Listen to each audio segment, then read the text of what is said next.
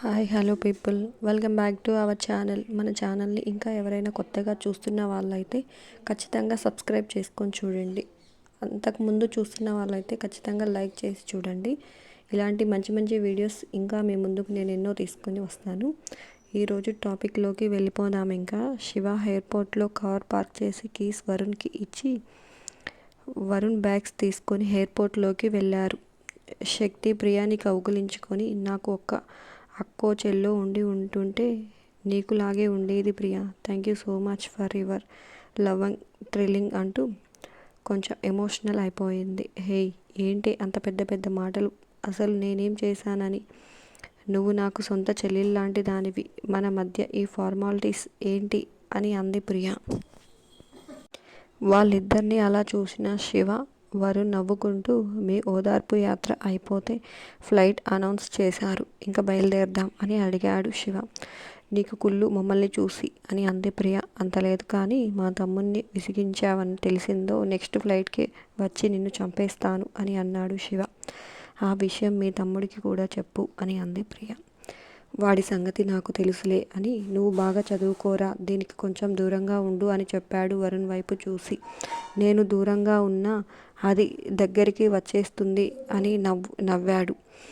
I miss you అన్నయ్య అని అన్నాడు శివని కౌగులించుకుని. మీ టూ రా అంటూ వరుణ్ తల మీద చెయ్యి వేశాడు. మమ్మీని, డాడీని, నానిని అందరినీ జాగ్రత్తగా చూసుకో అన్నయ్య అని అన్నాడు వరుణ్. నేను చూసుకుంటాను, నువ్వు వరీ కాకు అని బాయే రౌడీ అని అన్నాడు ప్రియా వైపు చూసి. బాయ్ బావా, హ్యాపీ జర్నీ అని అంది ప్రియ. ఇద్దరు అక్కడి నుంచి బయలుదేరి ఫ్లైట్లో కూర్చున్నారు. ప్రియా వాళ్ళను వదిలి వచ్చినందుకు శక్తి మొహం దిగులుగా ఉండడం చూసి శక్తి చేతిని తన చేతిలోకి తీసుకొని, మిస్ అవుతున్నావు కదూ అని అడిగాడు శివ. శివ భుజం మీద తలవాల్చి, హా శివ, అప్పుడు హాలిడేస్కి వచ్చినప్పుడు వెళ్ళేటప్పుడు 2 రోజులు ఇలాగే ఉంది, మళ్ళీ ఇప్పుడు దిగులుగా ఉంది అని అంది శక్తి. మధ్యలో దసరా హాలిడేస్ ఉన్నాయిగా, అప్పుడు వస్తారులే అని అన్నాడు శివ. మధ్యలో దసరా హాలిడేస్ ఉన్నాయిగా, అప్పుడు వస్తారులే అని అన్నాడు శివ. శక్తి ఏం మాట్లాడకుండా అలాగే కూర్చుంది. ఫ్లైట్ దిగి లగేజ్ తీసుకొని కార్ తీశారు శివ. ఆ కార్లో కూర్చున్న తర్వాత, శివ, అత్తయ్య వాళ్ళని పెళ్లి రోజు సెలబ్రేట్ చేసుకోరా అని అడిగింది శక్తి. ఆహా, మా నాన్నకి భయపడి మా మమ్మీ ఎప్పుడు తన పెళ్లి రోజు సెలబ్రేట్ చేసుకోదు, అది కాక అంటూ మొహం కొంచెం ఇబ్బందిగా పెట్టుకొని, మరుసటి రోజే మా నాని వాళ్ళ తమ్ముడి గారమ్మాయి, అదే మా డాడీకి ఇవ్వాలి అనుకున్నారు చూడు, తను సూసైడ్ చేసుకుందంట, అందుకే వాళ్ళు మాతో మాట్లాడరు. మా నానికి వాళ్ళకి మాటలు లేవు, రాకపోకలు లేవు. ఇదంతా అయి 24 ఏళ్ళు అయిపోయింది కదా శివ, ఇప్పుడు కూడా వాళ్ళకి కోపం పోలేదా అని అడిగింది శక్తి. వాళ్ళు మనిషిని పోగొట్టుకున్నారు కదే, ఆ కోపం బాధ అంత తొందరగా పోవు, మనకి తెలియదే ఆ బాధ ఏంటో, పోగొట్టుకున్న వాళ్ళకే తెలుస్తుంది అని అన్నాడు శివ బాధగా. అలా అనుకున్నప్పుడు శివ గొంతు జీరబోవటం గమనించింది శక్తి.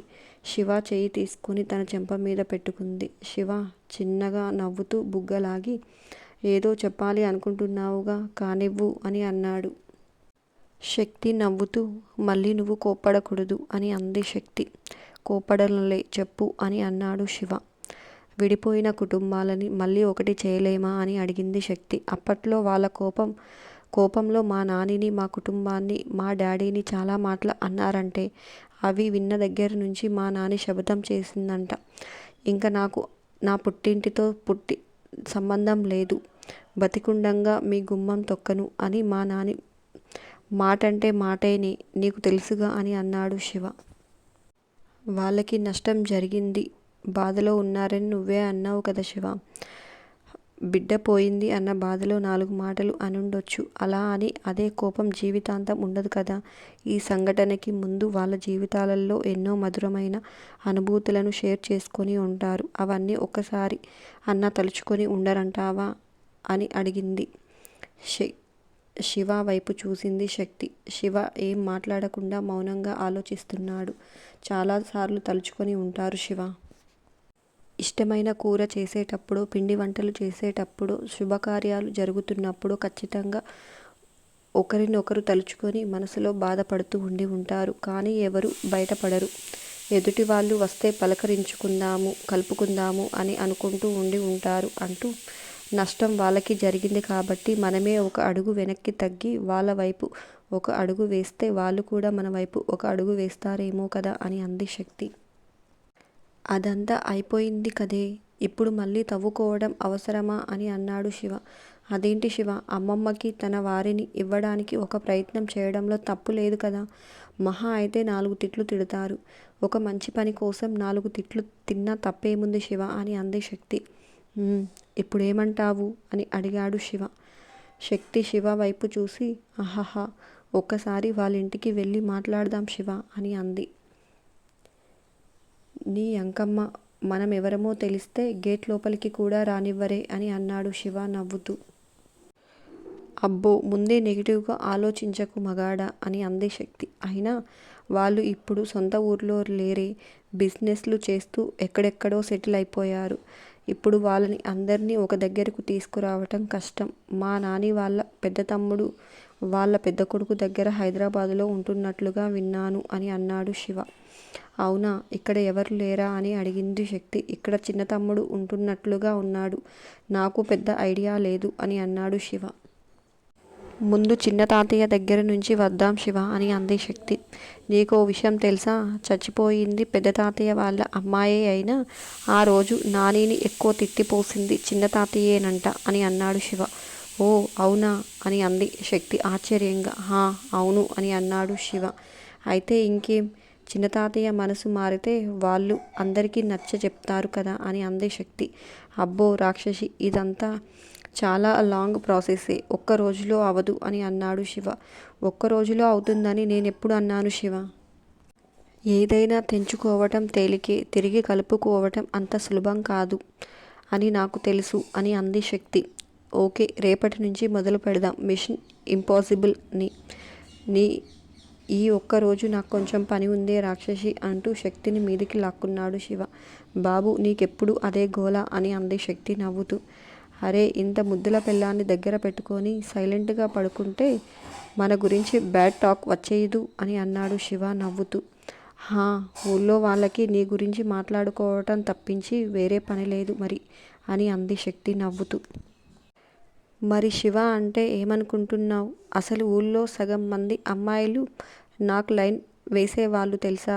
నేనేమో పోయి నీ వల్ల వచ్చి పడ్డాను రాక్షసి అంటూ శక్తి బుగ్గలు లాగేశాడు శివ. హహా, నువ్వు నా సొంతమైతే నాకు కాక ఇంకెవరికి పడతావు అని అంది శక్తి. కదా కదా అంటూ శక్తి మీద చెయ్యి వేసి వెళ్తూ వెళ్తూ మా పిన్ని దగ్గరకు వెళ్ళి కనిపించి మన ఇంటికి వెళ్దామే అని అన్నాడు శివ. ఓకే శివ అని అంది శక్తి. దీపాలు పెట్టే టైంలో ఈ నిద్రలేంటో, పనమ్మాయి వారం రోజులవుతుంది సెలవు పెట్టింది. ఎవరికి వారు తిరిగొచ్చి తినేసి టైంకి ఇంటికి చేరితే అందరికీ వండి వార్చడం నా వల్ల కాదు అని అంది రేవతి పుల్లవిరుపుగా. రేవతి మొదటి మాటతోనే లేచి నిలబడిన రాధ, సారీ అత్తయ్య, టాబ్లెట్ వేసుకొని పడుకునేసరికి కన్నంటుకుంది, మెలకువ రాలేదు, నేను వస్తున్నాను అని వాష్రూమ్కి వెళ్ళి చన్నీళ్లతో మొహం కడుక్కుని కిచెన్లోకి వెళ్ళింది రాధ. రాధ కిచెన్లోకి వెళ్ళగానే ప్లేట్లో చక్రాలు, జీడిపప్పుల ఫ్రై ఒక ప్లేట్లో పెట్టుకొని కిచెన్లో నుంచి బయటకు వచ్చేసి హాయిగా సోఫాలో కూర్చొని తింటూ టీవీ చూడటం మొదలుపెట్టింది రేవతి.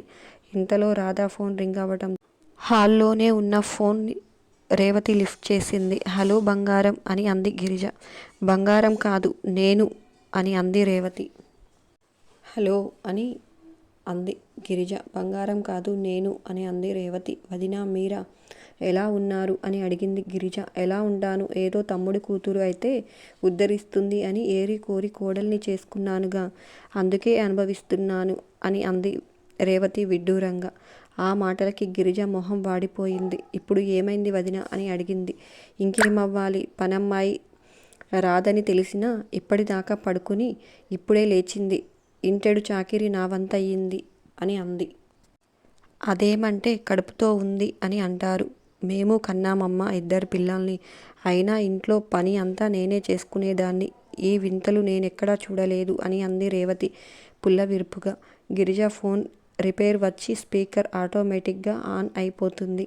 చిన్న కొడుకుతో ఏదో పని ఉండి ఆ ఇంటికి వెళ్ళిన శకుంతల చెవిలో పడనే పడ్డాయి కూతురి మాటలు. తను మాట్లాడుతున్నప్పుడు మధ్య మధ్యలో చక్రాలు నములుతున్న శబ్దం శకుంతలకి వినిపించింది.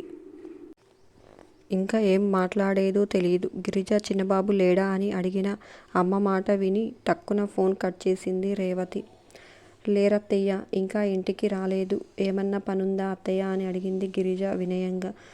రాగానే నేను రమ్మన్నానని చెప్పు అంటూ ఇంటి చుట్టూ తిరిగి వెనుక అంతా వేపాకు రాలితే ఊడవలేదేమి అని అడిగింది కోపంగా. అత్తయ్య, నిన్న ఊడవడానికి వెళ్తే వర్షం మొదలయింది. తర్వాత వెళ్తే ఆకులు అతుక్కుపోయాయి. చీపురికి రావడం లేదు. అందుకే ఊడవలేదు. రేపొద్దున్నే ఊడ్చి ఎత్తేస్తాను అని చెప్పింది గిరిజ. సరే, నేను వెళ్తున్నా. వేణు దగ్గర్నుంచి ఫోన్ వచ్చిందా అని అడిగింది శకుంతల. ఇంకా చేయలేదు అత్తయ్య. వాడు 7 రోజులు దాటిన తర్వాతే చేస్తాడు అని అంది గిరిజ. టీ తాగి వెళ్ళమన్నా వినదు అని గిరిజకి తెలుసు. ఎంత సునంద మీద కోపం ఉన్నా తన చేతి కాఫీ, టీ, భోజనమే చేస్తుంది. వేరే వాళ్ళ వంట తనకి నచ్చదు. ఇంటికి వెళ్ళిన శకుంతల తన ఫోన్ తీసుకుని గదిలోకి వెళ్ళింది. కూతురికి ఫోన్ చేసింది. ఫోన్ లిఫ్ట్ చేసి హలో అంది రేవతి. ఏంటి, ఇందాక గిరిజతో ఏదో మాట్లాడుతున్నావు. నీ బాధేంటో ఇప్పుడు చెప్పు అని అంది శకుంతల.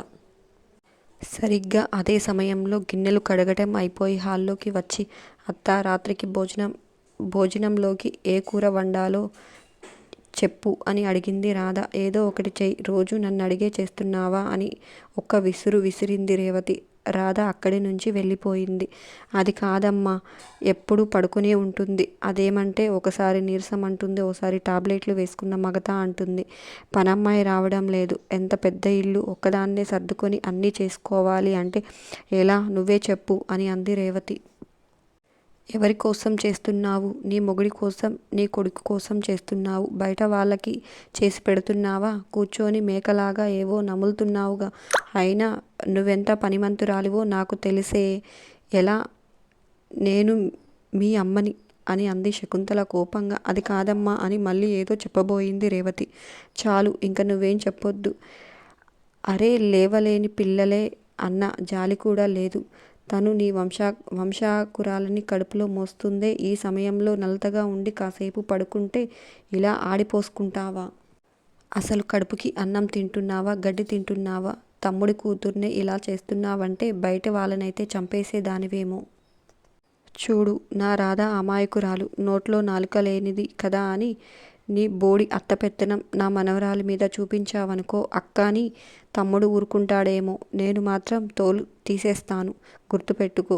ఇందాకే మాట్లాడేదాన్ని. మరదల దగ్గర నీ పరువు తీయడం ఇష్టం లేక ఇప్పుడు గదిలో చెప్తున్నాను. ఇప్పటికైనా మారు. మాటిమాటికి నీతో ఇలా పౌరుషంగా మాట్లాడడం నాకు ఇష్టం లేదు రేవతి. కానీ నువ్వు చేసే పనులకు ఇష్టం లేకపోయినా ఇంతటి పౌరుష పదజాలం వాడాల్సి వస్తుంది. ఇలాంటి పరిస్థితులను మరలా నాకు రానివ్వకు. పని ఎక్కువైందా? అయితే ఒక పనమ్మాయి లేకపోతే ఏమైంది? నలుగురిని పెట్టుకో. స్తోమత లేకపోతే చెప్పు, నేను పంపిస్తాను. అంతేకాని నువ్వు పిల్లల్ని రాపిడి చేస్తే నేను మీ అమ్మని అని మర్చిపోవాల్సి ఉంటుంది అని అంది శకుంతల కోపంగా. ఆ మాటలు విన్న రేవతి బిక్క చచ్చిపోయింది. సరే అమ్మా, ఇంక ఉంటాను అని ఫోన్ పెట్టేసింది. శివ, శక్తి పద్మ వాళ్ళింటికి వెళ్ళారు. వాళ్ళని చూడడంతోనే పద్మ మొహం వెలిగిపోయింది. రండి బంగారం అని పిలిచింది. ప్రయాణం బాగా జరిగిందా అని అడిగింది. మా చాలా బాగా జరిగింది అంటూ పద్మ మెడ చుట్టూ చేతులు వేసి మిస్ యూ మా అని అన్నాడు శివ. నేను కూడా మిమ్మల్ని చాలా మిస్ అయ్యాను బంగారం అని అంటూ కిచెన్లోకి వెళ్ళింది. మా ఇప్పుడు వంట అది ఏమీ చేయకు. మేము వస్తున్న సంగతి మా నాన్నకి తెలుసు. మేము వెళ్ళే వరకు తను భోజనం చేయకుండా కూర్చుంటుంది అని అన్నాడు శివ. శివ మాట వినగానే వంట పని ఆపి బూరెలు పెట్టుకొని వచ్చి పద్మకి ఇచ్చింది పద్మ. బాబాయ్ ఏరి అని అడిగాడు శివ. బయటకు వెళ్ళారు నాన్న, మీరు వచ్చేది తెలియదుగా అని అంటూ శక్తి వైపు చూసి పెద్దనాన్న వాళ్ళ ఇల్లు ఎలా ఉంది బంగారం అని అడిగింది పద్మ. సూపర్గా ఉంది అత్తయ్య, సేమ్ మన ఇంట్లో ఉన్నట్లుగానే ఉంది అని చెప్పింది శక్తి. కదా, హరిత కూడా చాలా మంచిదిరా. వాళ్ళు మాకు ఫ్యామిలీ ఫ్రెండ్స్. కొంచెం పాస్తులు తక్కువే ఉన్నా మా నాన్నగారు కావాలని హరితని కోడలిగా చేసుకున్నారు. తను ఆయన నమ్మకాన్ని కాపాడింది. ఎప్పుడూ నోరెత్తి ఒక్క కఠినమైన మాట కూడా పలకలేదు. మేము వెళ్తే ఎంత ఆప్యాయంగా ఉంటుందో అని అంది పద్మ. అవును అత్తయ్య, పెద్దమ్మ చాలా సాఫ్ట్ అండ్ స్వీట్ అని అంటుంది శక్తి. కొంచెం సేపు ఆ మాట ఈ మాట మాట్లాడుకుని సరేమా, మేము రేపు వస్తాం, బాబాయ్ని అడిగామని చెప్పు అని బయలుదేరారు శివ, శక్తి. శివ కార్ బయటకు వచ్చి రోడ్డు ఎక్కగానే విరాట్ మనిషి వాళ్ళని చూశాడు. అంతేనండి, ఈ వీడియో నచ్చిందా? ఎలా ఉందో ఖచ్చితంగా కామెంట్స్ రూపంగా నాకు తెలియజేయండి. ఖచ్చితంగా ఒక చిన్న లైక్ మాత్రం చేయడం మర్చిపోకండి. మరొక మంచి టాపిక్తో మీ ముందుకు వస్తాను. అంతేనండి, బాయ్ బాయ్.